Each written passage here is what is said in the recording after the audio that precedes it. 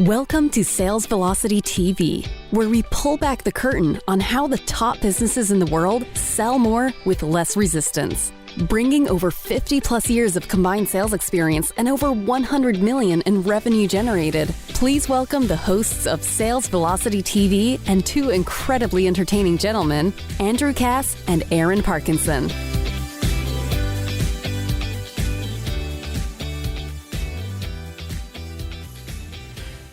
Layoffs, inflation, recession. Aaron, how do you do it, my man?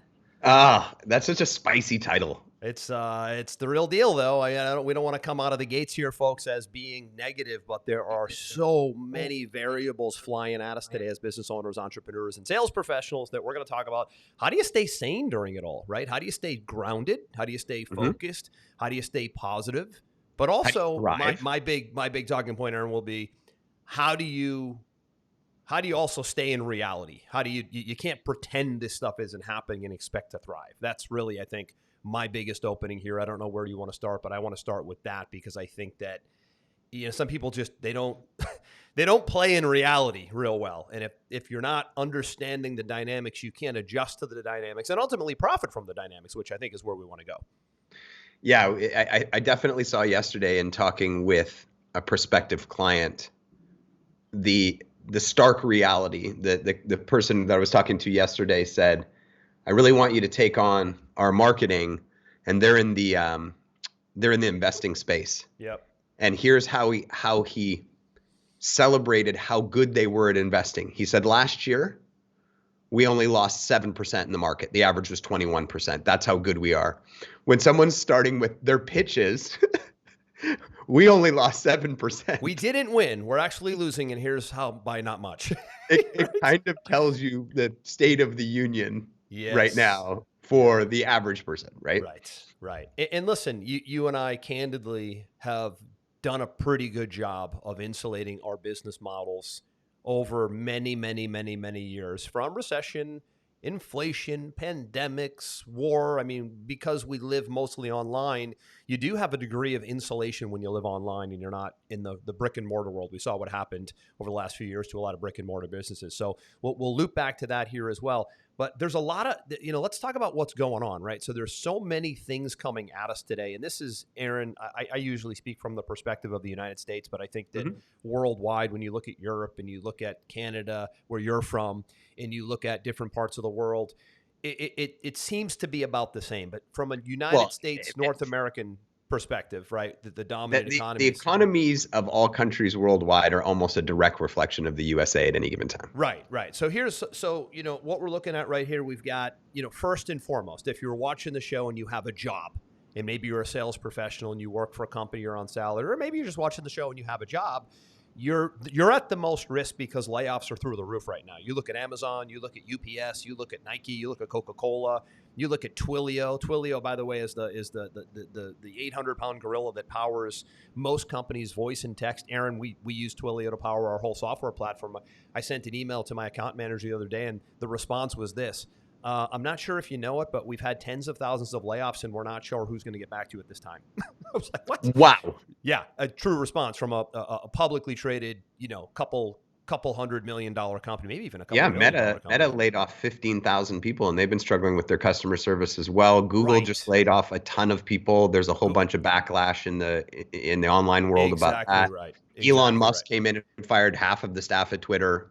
So you've got layoffs that you need to contend with if you're on two sides, either the one who potentially can be laid off, or if maybe you're a business owner, or you're thinking about layoffs because you want to cut costs. You've got inflation, which the White House loves to pretend is not happening and improving. So we need to talk about reality here as well. It's not serving anybody to not be truthful, right? So we've got to look at the reality of that as well. You've got pretty much a recession happening in most industries. And you don't have many CEOs, and I watch CNBC quite a lot because CEOs tend to be pretty good with forward thinking in most cases. Like if you look at like Jamie Dimon at Chase, or you look at Cook at Apple, if you look at Bezos at Amazon, really the financial companies, though, I like to look at the most. When they start saying a recession is inevitable, and that they're starting to say it in droves now, got to look at that future pacing. And then the other thing is war, man. This current administration in the U.S. has no desire for peace talks. We're funding a war as if we're fighting a war. It's very dangerous. And it's putting us into a very tough position around the world by funding a war to the tune of something like $100 billion when we've got a lot of uses for $100 billion here at home. That slips into business too because it hurts supply chain issues. It's a food shortage issue in some cases. Energy gets affected. So pretending that none of this is happening could be even more devastating to you as a business owner or sales professional, because you need to recognize what's happening so that you can pivot accordingly and ultimately profit from what's happening, or at least, to your point earlier, Aaron, not go into the negative because what's happening. And I think a lot of it comes down to mindset. And I know you were going to talk a little bit about mindset. I'm going to go there next. And every time somebody says mindset, I honestly get this like gag reflex. You get like the little woo, what's the term? The woo woo feeling, right? I get that. Yeah. You just have to have the right mindset, which is partially true, by the way. But even though, as I say that about my response, I don't know another word to use. So I'm going to use the word mindset. We could call it, Aaron, we could say attitude. Attitude. Let's call it attitude. Let's call it attitude. Or perspective. Okay, fair. Right. So when you look at COVID, when COVID hit, much like other catastrophic events, it didn't kill strong companies. What it did is it exposed weaknesses in strong companies and killed weak companies.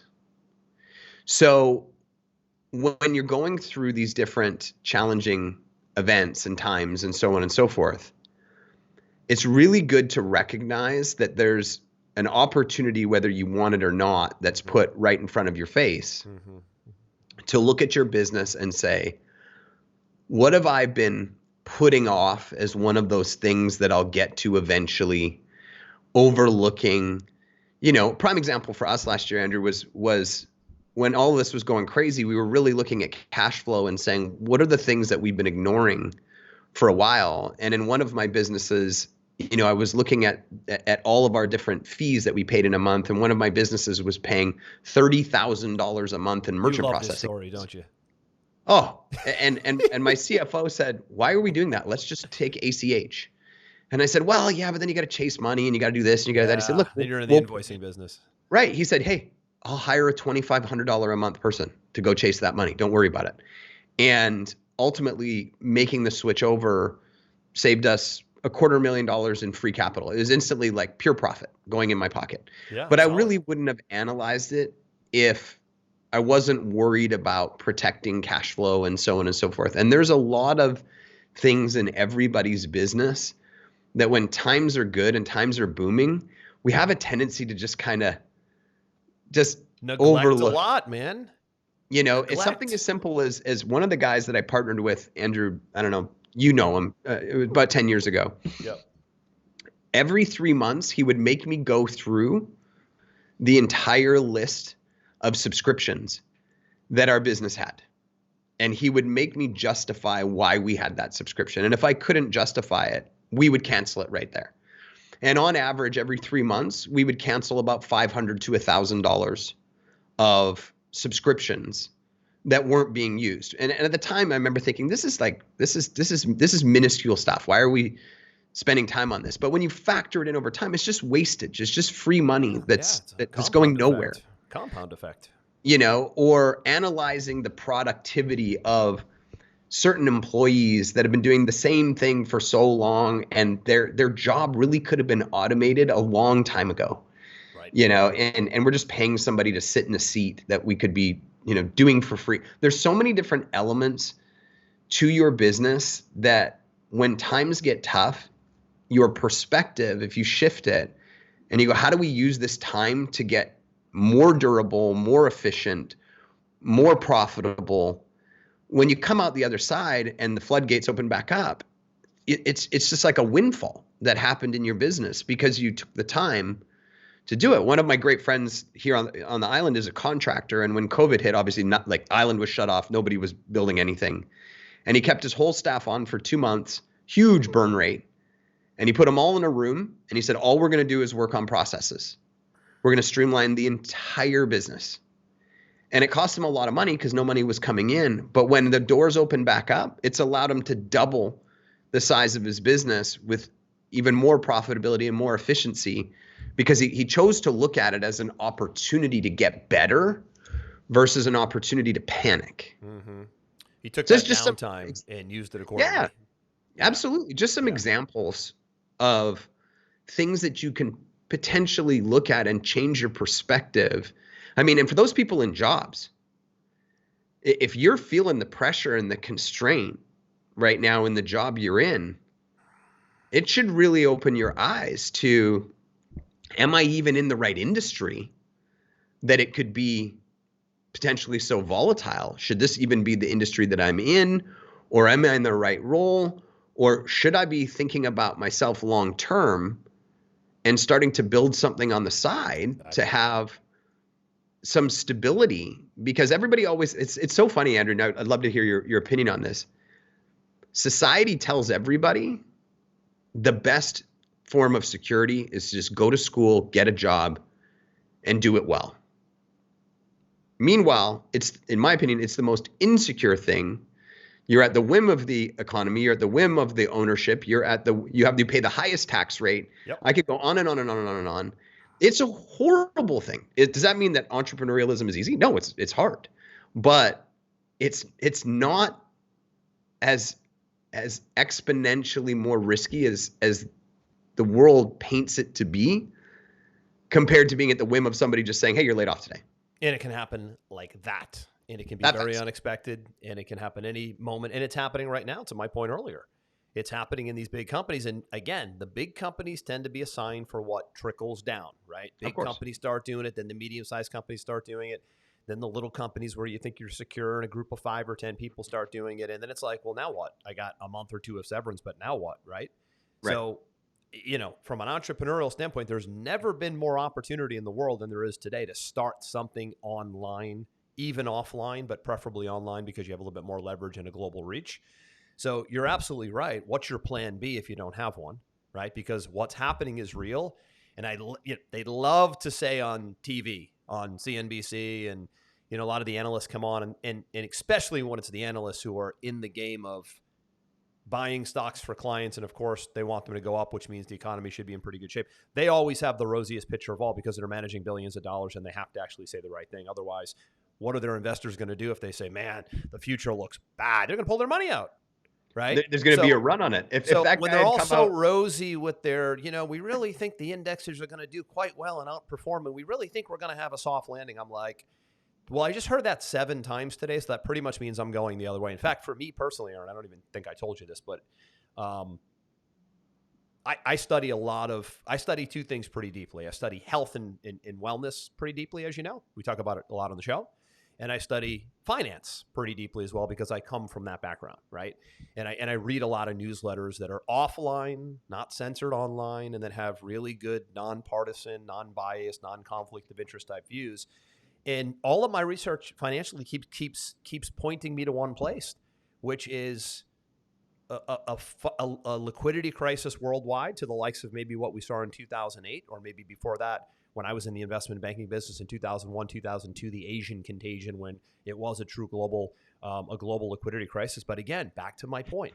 If you look worldwide, not just politically, but geopolitically, and you look at inflation here, inflation abroad, you look at war that war is doing nothing but escalating over there. It is a complete shit show on how we're dealing with that. And you watch these supply chain issues, and you look at the layoff situation, and you look at inflation really not coming down. Inflation tends to not go down. It just tends to start to level out. It doesn't go up and then just things are good again. It just goes back down. Like, they start to become the new normal, right? Do you ever remember, Aaron, like the price of cars or eggs or steak ever going back down to where they were 3, 4, 5, 6, 10 years ago? No, they go up from an inflation standpoint, and they start to go down, and then they level off. They don't really retreat back to where they were. Now, it could happen, but historically speaking, it won't happen. So I liquidated everything, man, in the month of, and this is not a good long-term investment strategy, by the way. Normally, you want to stay the course, be in all the time, buying every month, dollar cost averaging. But there is literally, in my view, not one economic or geopolitical element from top down, sideways. I'm looking for it. I want it. Give it to me. That would make me think for even a minute that the next couple of years, especially under this administration, every policy they pass is a nightmare, right? That would make me think that there won't be some sort of recession, maybe even / depression, and a liquidity crisis, which means at this point, I'm just trying to be as much cash and good old fashioned gold and silver and oil and hard assets that I can be in, maybe even some real estate. But I have no desire to be exposed to stocks as companies are saying there's going to be huge layoffs. Inflation isn't getting any better. We've got recessionary, maybe even depressionary issues. We've got war only escalating, which probably is going to eventually have us and European countries start spilling in, because you can only fund it for so long before you go, well, shit, maybe we need to get involved right now. I mean, could you imagine what would happen to the U.S. indexes in the stock market if we put like one troop on the ground in Russia? The stock market gets cut in half. I mean, it's like all of those things were on the brink. Now, I don't say that to be negative. I'm saying that because I like to look at those things so I can make certain moves. I have no desire of being exposed to any of it. But from a business standpoint now, we have entrepreneurs, business professionals. We have entrepreneurs and sales professionals watching the show. How do you navigate the business day to day with all of what I just said, and more so, not stay the same and go sideways, but how do you actually continue to grow the business, and how do you actually continue to prosper in business during times like this? Because what Warren Buffett has always said is when there's blood in the street, that's when I'm the most aggressive with my investing, right? And we're starting to see those pockets of blood in the street right now in certain industries where you can either pivot and go into a different industry because you have a solution that maybe will work, like you said, Aaron, a second ago. Maybe you're an A player in a C industry, or I should say you're an A player in a C opportunity. That often is the case for many, right? So let's talk now about, okay, we've recognized it. It's not always the rosiest picture. Let's be pragmatic here. Let's be optimistic, but let's also not be clueless and naive and not address reality.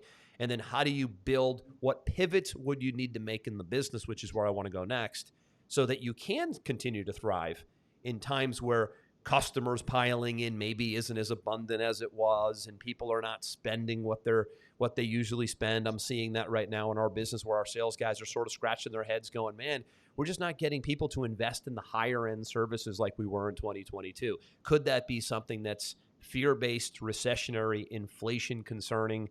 And the answer is probably yes. So now how do you navigate that is the key. I think you have to look at, like you do, the different trends that are happening now in the marketplace and adjust accordingly. So I'll give you an example. I live in one of the wealthiest per capita places in the world, down in the Cayman Islands. And if I look at the hotel rooms right now, at the Ritz-Carlton and the Kimpton, both 5-star resorts. The Kimpton right now for a 1-bedroom, not even a 1-bedroom, just a standard hotel room, is $1,000 a night. Oh, they're through the roof travel costs. And the Ritz-Carlton is $1,500 for just a standard room. And why is that, Aaron? And they're absolutely packed. And why is that? Well, there's a multitude of different reasons, but I'll go into where I'm going with this point. Every time that there's a catastrophic event, what we have to remember is that the money doesn't disappear. The money goes to different pockets. And over the last 3 years with COVID and all these other different elements, there was a ton of money printed. There was a ton of money distributed. And there's a whole bunch of people that have it. And there's a whole bunch of people that lost it. Mm-hmm. And the people that have it have more than they've ever had in their entire life. They're absolutely pouring out the ears with money. The people that I'm talking to here on this island are saying, bring me anything you got that's worth investing in. I got to find places for my money. They're not worried about gas and eggs and milk and groceries and rent and all the other things. And I'm not saying that you shouldn't be worried about those things. They're not exposed like many people are to those things. So you have to ask yourself, what does that mean? Well, what it means is that there's a certain group of people that has more money than they've ever had before. So is your business catering to those people? Or is your business catering to potentially the price competition area where it's a race to the bottom right now because everyone's trying to fight over the people that are potentially trying to save money, and everybody just has to go lower in their pricing. So when we look at our sales team, for example, saying, there's a lot of people not buying the premium products. Mm-hmm. There are a ton of people buying the premium products. It's just potentially that audience isn't buying the premium products. Because yesterday I had a friend reach out on Skype and he said, "Hey man, I just want to ask you a question. Are you finding financing drying up for these big ticket premium products?" And I said, "Absolutely it is." So marketing those types of products to an audience that needs financing is becoming significantly more difficult. But marketing to a premium product with premium customer service and premium results to the group that has money, they can't spend money fast enough.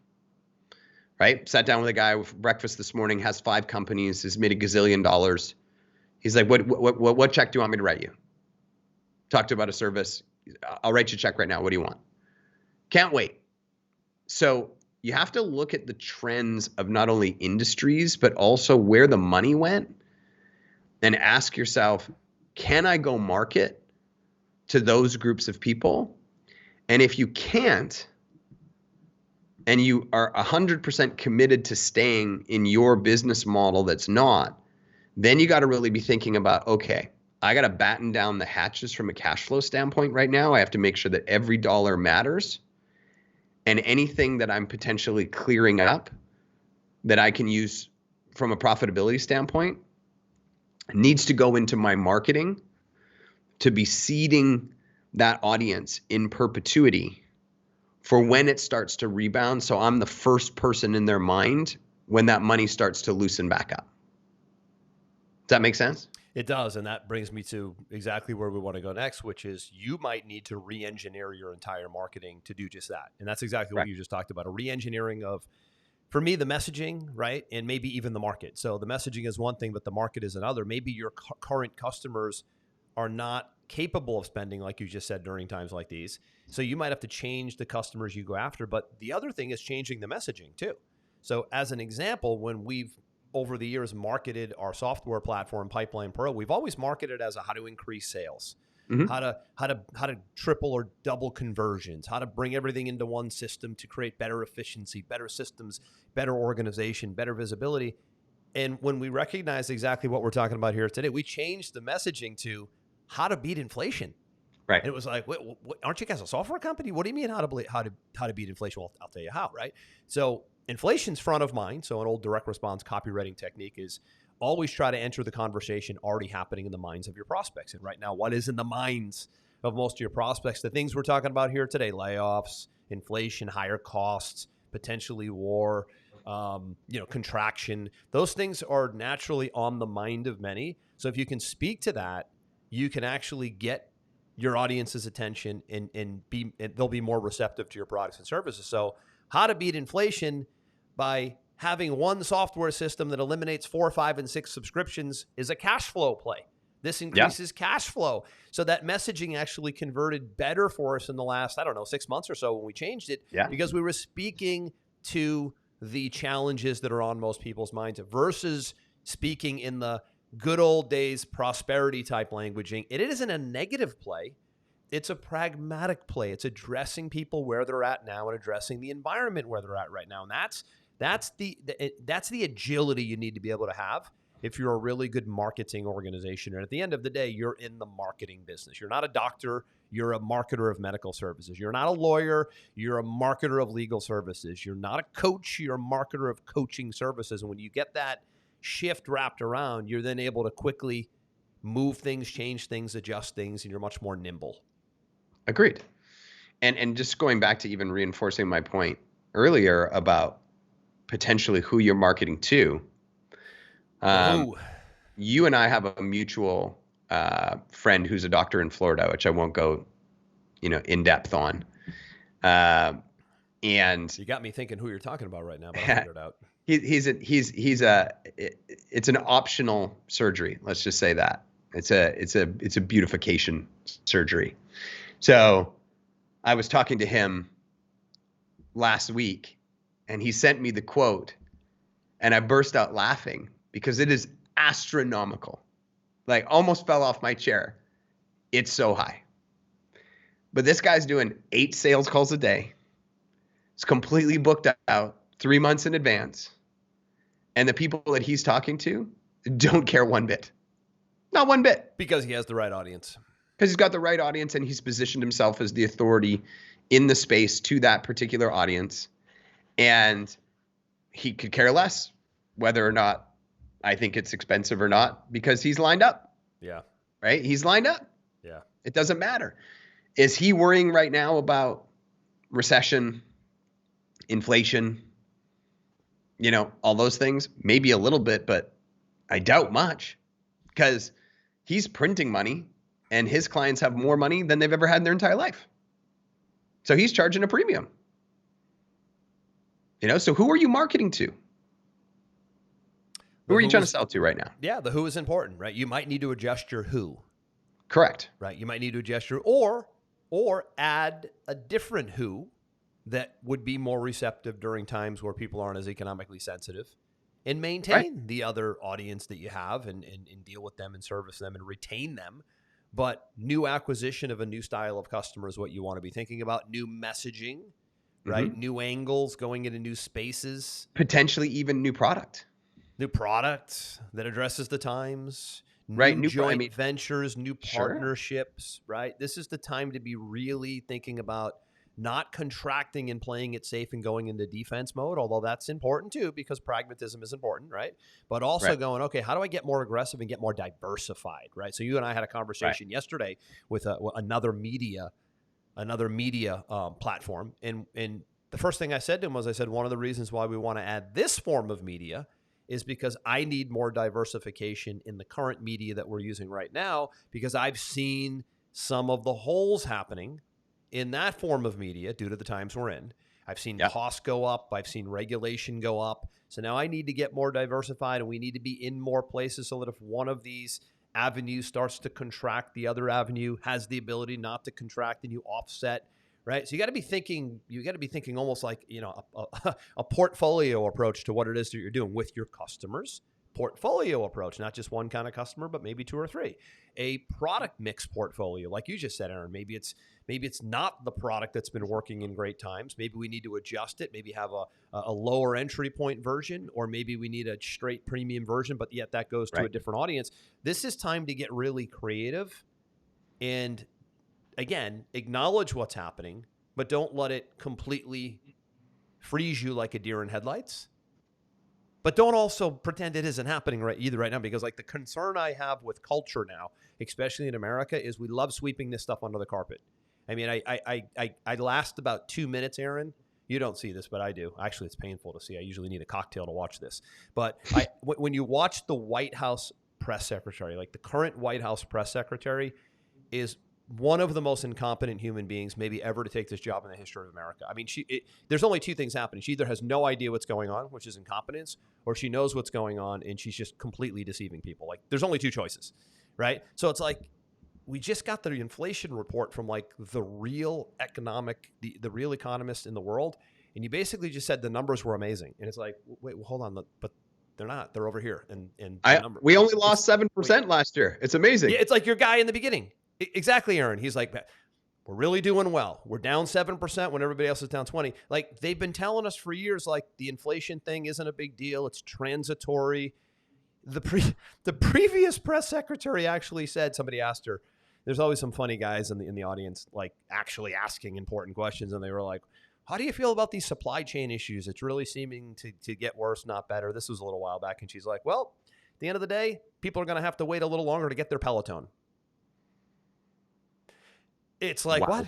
Yeah. And then, the whole electric vehicle thing, the all or nothing ideologues, let's just kill an industry and go do everything all in without proof of concept, on the whole electric vehicle thing, which great electric vehicle, probably a great option, but not the only option. It should be used in conjunction with gas and oil. It should be everything, not one or the other, no dogma, no all or nothing mentality. And they were like, yeah, I forget who it was. I think it was the Secretary of Transportation or something like that was asked about, like, well, these electric cars are so expensive. What do you tell somebody who's on a budget and they're even bootstrapping now to put food on the table, and electric cars are like 2 times the price of a regular car at this point. And they were like, I forget what he said, but it was like the most astounding disconnected from reality answer I've ever heard. But he said something along the lines of,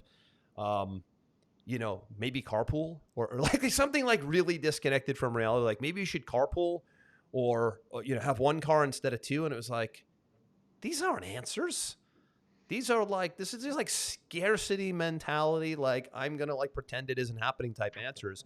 And it's like, you got to watch all this stuff with a grain of salt. You got to look left, right, high, low, conservative, liberal. You got to watch news channels that are just economic driven, but then maybe other news channels that have an agenda, and really kind of figure out today. It's a lot of work, man.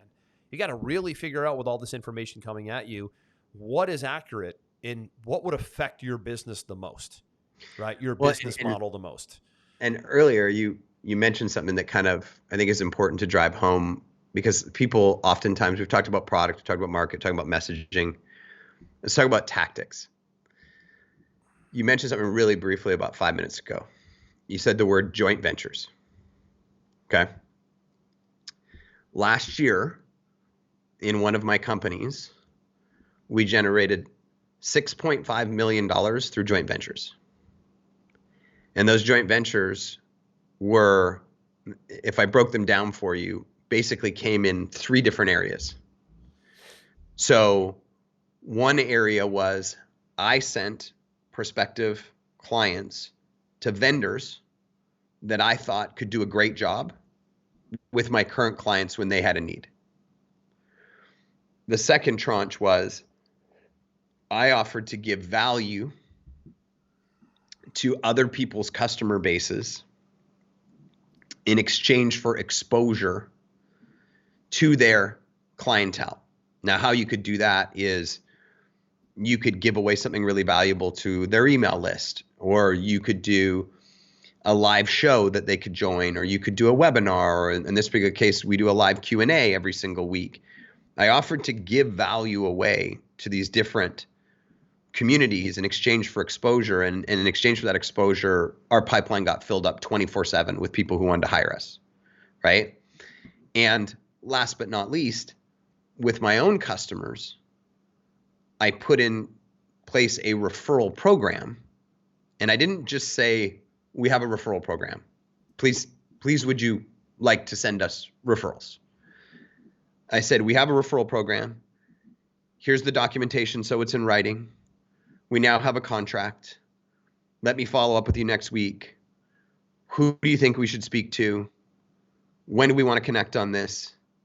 And as a result, we probably did another $1 million in revenue just from that. Now, when you look at those 3 elements combined together, I leveraged the oldest form of marketing, which is relationship marketing, giving value, getting value, giving value, getting value. It wasn't difficult to create. It's just that most people forget about it until they get in times where they don't have a lot of extra free capital to spend on marketing budgets, radio, TV, print, web, etc. But it's been there the whole time. Much like me paying the credit card payment processing fees that I didn't really think about when times were good, it's been there the whole time. How good of a job are you doing in creating these joint ventures and these relationships? Because I haven't run a single ad in that business in 5 years. It's been 100% relationship driven. And guess what? The types of clients that come to me are amazing because somebody said, that guy's amazing at what he does. How much fun is that to have those types of conversations? And they're all sitting right in front of you in your business. And every time I bring this up with a business owner, they go, you know what? I've known that I should do that for a long time, but I just didn't get to it. It seemed like too much work, blah, blah, blah, blah, blah, blah. It's free money sitting right there. Mm-hmm. The other thing I'll say about this too, Aaron, and I think it's a good spot to start maybe ending this, is on a good note of how do you now tackle this day in and day out and stay positive during relatively negative times? I mean, we've talked, there's a lot of prosperity out there for sure, but for the average person that doesn't have the skill set or the experience that maybe we have or CEOs of companies have, What are some, you got to take really good care of your mind and your body during all this, because this stuff will wear you down, right? It's coming from all different angles. So you're going to need to work on your mindset. Well, I think we said we were going to call it attitude today, right? My bad. You got to work on your attitude, and you've got to work physically on yourself, because it's really easy to let yourself go and chalk it up to, you know what? I'm not really feeling it because I'm not feeling good about where things are headed. So therefore I'm not feeling good about myself. So therefore I'm not going to take care of myself. Right? That's an important thing to be thinking about, is attitude, mind, body. I've got to keep myself physically fit and resilient, because I'm going to need to weather, a lot of ups and downs. This is not, I don't think, anything that, we talked about these big three. I think it was inflation, recession. What was the other one? Inflation, recession, layoffs, right? We talked about these big things. They don't just go away overnight.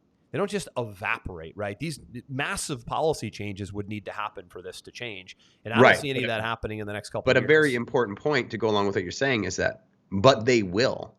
If you look at the last 150 years. They will. Yeah, they will. They will. They will. They tend to.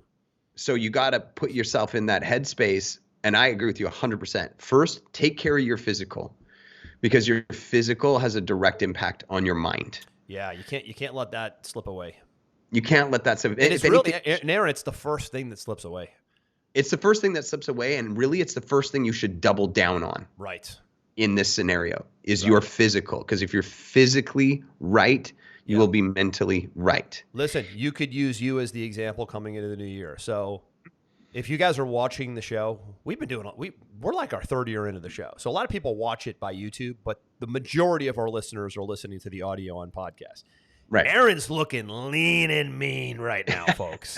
He came into and for the, there's a lesson here. You came into 2023 really, you're a real positive guy and a real optimistic guy. You have a great attitude and a really magnetic personality, but you were pretty down coming in. Like, you were really stressed, and you were really feeling a lot of, overwhelmed, pulled in a lot of directions, too much responsibility, in high demand, a lot of good things, but like things that eventually wear down any human being.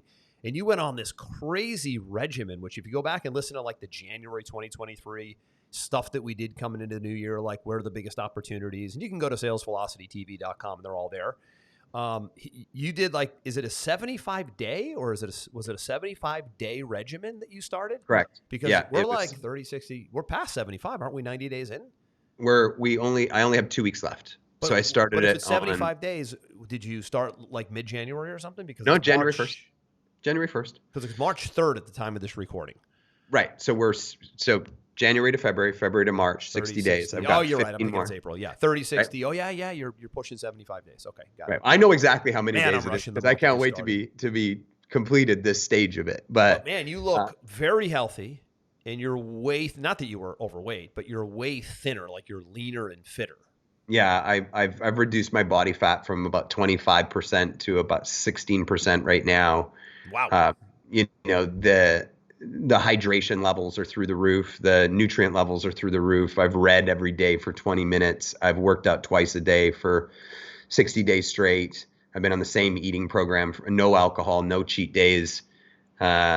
Very, very strict. I feel amazing. My mind is very clear. I'm very resilient right now. I'm much calmer. Mm-hmm. And I think that, like you said, there's a lot of things going on that were pulling me in different directions. And so what I decided is to do this program because it's a mental strength challenge, but the outcome is that it changes you physically, which also allows you to be more mentally durable. And I don't think I've been this peaceful in quite a long time as I've been feeling the last couple of weeks, because everything's just somehow the volume has come down and everything's been given perspective because I'm healthy and my mind is clear. So this is the second time in my life that I've forced myself, when times were very difficult, to attack my body first so that my mind would follow. And it's been a tremendous result. And I would highly encourage everybody to think about this, because you're right. As soon as times get tough, the first thing that goes is the nutrients and the fitness, because I don't have time for that. Self-care. The self-care goes out the window because I don't have time. I got to go, panic mode, And it's actually the reverse thing that you should be doing, because it doesn't allow you to have the creativity, the logic, the clear thinking to be able to navigate your current situation. So I think that that's definitely number one, and I'm glad that you brought that up. Number two is taking stock of where you're currently at. And we talked a lot about that in the beginning of this, right? Take stock. What does my business look like? What are the strengths? What are the weaknesses? What are the things I've been ignoring? How do I put those things in place?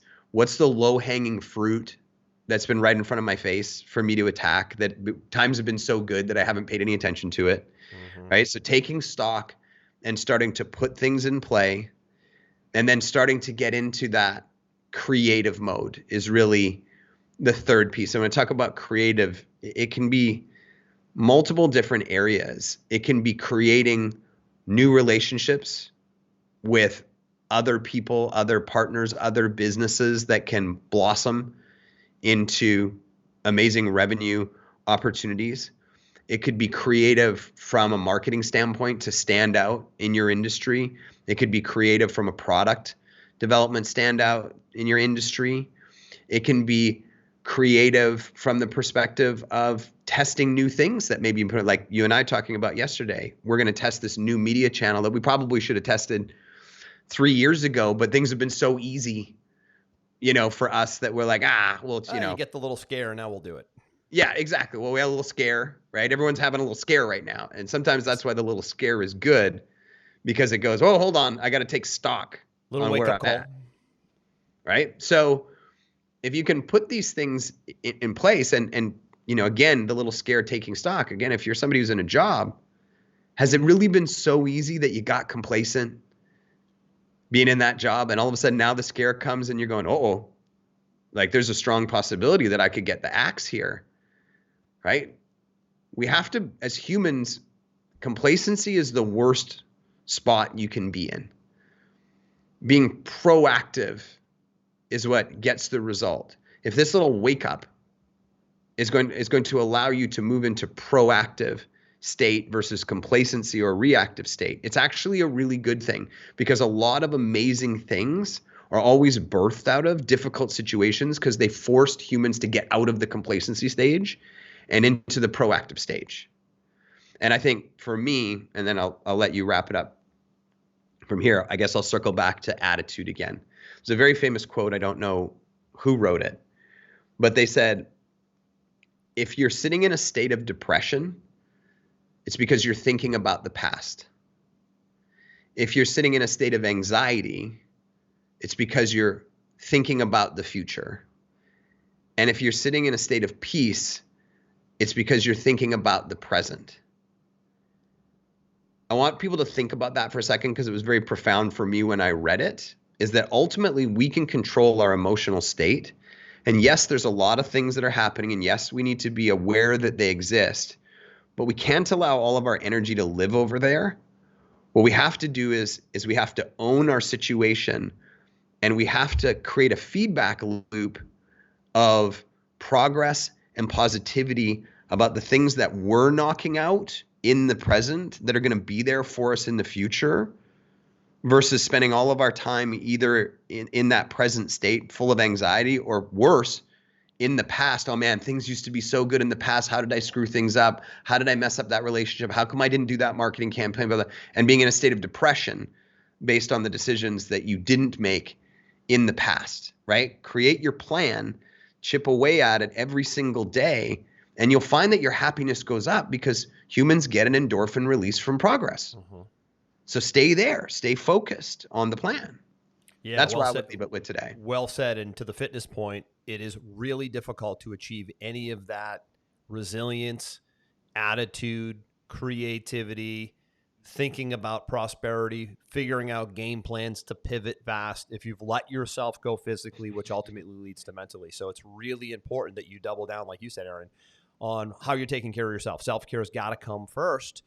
You've got to do the modalities, the workouts, the fitness, the strength training, the massage, I like to get out and play golf at least once a week. And half of why I play is because I really enjoy playing. But the other half of why I play is because the health benefits of being outside on the earth with my feet in nature, on grass with animals around me is such a pivotal mindset / health play. Sun on me, right? Like in South Florida where I am, you got to find your outlets. And you got to make sure you don't get off the regimen of doing the right eating and doing the right working out, which ultimately leads to mindset. And then working on your mind. What are you reading also, right? What you talked about the reading thing, which was part of your program, which was interesting how they bundled reading in. If I had to guess, Aaron, I would say that the majority of the population spends at least 5 to 10 hours a week on Netflix. Now, there might be some really productive shows and series in there. I don't watch Netflix and I don't watch TV. I once in a while put the news on to see what's going on, and I try to be careful to look at both left and right so I can figure out really who's doing the least damage. But that's my extent of TV. But I'm an offline guy more so. I like to physically read, and I like to learn about really what I talked about earlier, which is health and fitness, health and wellness, alternative medicine type stuff, so I can be resilient and stay that way. But also finance, what's going on financially 6 months or a year ahead, so that you can make you can adapt in the business to where things may be going. I've always had a really good knack, and I think you have too, of doing a really good job of seeing at least 2 steps ahead of what most see. Now, that's not always. I'm not like some sort of ESP guy or some sort of genius, but I've done a really good job in a lot of different boxes of seeing at least 2 to 3 steps ahead of where most see. And that's not because I'm just saying it. It's because I do a lot of reading and research, and I try to do it from a lot of different independent sources so that I can make my own decision and stay a few steps ahead. And that's really what you need to work on now more than anything as a business owner if you want to get an edge in tougher times, is how do I get myself so knowledgeable and so grounded physically and mentally that I can start to see a step or 2 ahead so I can get ahead of what's coming. You don't want to be behind what's coming. You want to be ahead of what's coming, or at least you want to be in parity of what's here, right? Staying in reality, like you said, not dwelling on the past. Good point. Not getting overly focused and getting a lot of anxiety about the future, but somehow staying even grounded in the middle, right? It's tough to stay in the middle, right? No peaks, no valleys. It's tough to stay right in that middle spot. But if you can, like you said, you'll be less stressed, more productive. And this is something that takes awareness and diligent work on. This isn't something you just say, I'm going to go do this. It's like, you really have to catch yourself, and you have to watch yourself, and you have to monitor yourself as if you're not yourself, right? You have to almost take a weird standpoint of looking at yourself from the outside in and saying, how am I handling this situation? Am I doing enough? Have I made enough pivots? Have I aligned myself with the right people? Have I built the right teams around me? Am I doubling down and investing in growth right now? Or am I getting really scared and putting my guard up and contracting and not spending in times like now? And, those are things you need to look at, because you probably need to be doubling down in finding ways to invest more in yourself, and more in the business, and more in systems now, not less, right? It's a scarcity versus abundance mentality that I think from an attitudinal standpoint, you've got to balance out pretty good. I mean, there's some times where you need to be negative. Let's be real, Aaron. Right? There's some times where you need to say, what, this is a negative situation. This is not good. It's let's call it what it is and let's address it. But now, how do we make it good, or how do we pivot away from it? But the concerning reality that I said in the beginning of thinking that something isn't happening that's happening, and neglecting fact and not being in reality, is the most damaging piece of all of this. So you've got to be very careful about understanding reality and then pivoting to what can make that reality better. Agreed. Recession, inflation. What was my other one? Recession, Layoffs. Inflation, layoffs. Yeah, they're all coming. I don't think this is like a quick thing. People love saying it's going to be a quick thing. I hope I'm wrong, but I don't think it will be quick. I think it will be, multi-years. I think this current 4-year, I think we're in probably the worst economic and political times we've ever been in history under this administration. I wish that wasn't the case. I'm not rooting for any administration not to do well, because it affects my business. I would love this not to be the case, because I would have people spending way more money, but people frankly are scared of all the reasons we mentioned. So, we've got to really kind of hunker down, dig down, roll up our sleeves and figure this thing out. And, hopefully, I think you and I pray, and I think we know who we want to be that new leadership in 2 years. But that's kind of what I look out to, is the hope of just better times and better policies and, better economic environments in the years ahead. But you got to know what's going on, again, to be able to pivot and to be able to make moves and be able to be agile and versatile to deal with it. And we'll keep talking about topics like this on the show. We tend to pivot to these topics quite a bit, Aaron, because you can only talk about sales and marketing on a sales show so much. But, you have to have the full package, right? You've got to be able to have the mindset to be able to build teams and have the right attitude and take care of yourself and take care of your processes. And like you said, do joint ventures. I think our biggest asset on the show is bringing as much of that creative thinking to the table, and that alternative, some call it critical thinking, to the table, not getting stuck in a box of being told what you should do and think. And that's really, what we'll continue to drill down on and bring to the table. So good one here today, Aaron. We'll see you guys next week, same time, same place. All past episodes of Sales Velocity TV and radio are at salesvelocitytv.com. You got the YouTube over there if you want to watch video, but then we're on all the audio platforms as well: Apple, Google, Stitcher, Spotify, all the big ones. And we'll be back next week, same time, same place, for another episode of Sales Velocity TV and radio. I'm Andrew. That's Aaron. Over and out.